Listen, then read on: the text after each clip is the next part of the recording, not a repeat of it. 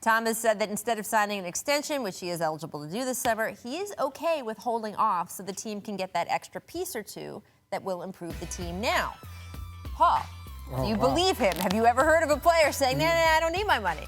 You know what? He's saying all the right things right now, but when that contract sits in front of you and it says 200 mil or 125, what do you do then?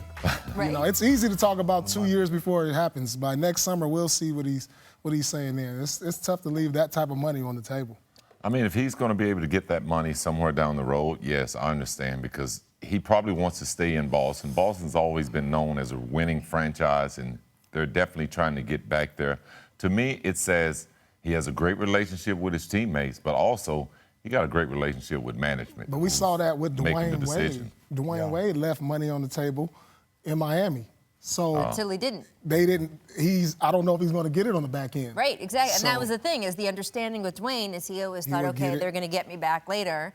And then it was kind of clear with the last contract they offered him, they were not getting him back in that contract. It's easy to talk about now until it really happens. The other thing is also remember, your player says one thing, the agent is saying something completely different on the back end. And so for him, you know, what he can do is he can look at an extension this year, but maybe it's better off to wait another year and maybe get a full 5-year deal that he would get in 2018. But either way, he's saying one thing, his agent is saying, look, he's saying that so you guys can look good, but we're still talking about this money right now because ultimately, you don't know. You don't know, twisted ankle, a torn knee, whatever, and all of a sudden that money's not there anymore. I mean, it's hard to see Isaiah Thomas having a better individual season in Boston next year than he did this year, His right? value right now is at an all-time high. Right? If I'm Danny, I'm like, you don't need to worry about this extension because hey, you called a trade. I called Chicago. I said, hey, what's up with Jimmy Butler?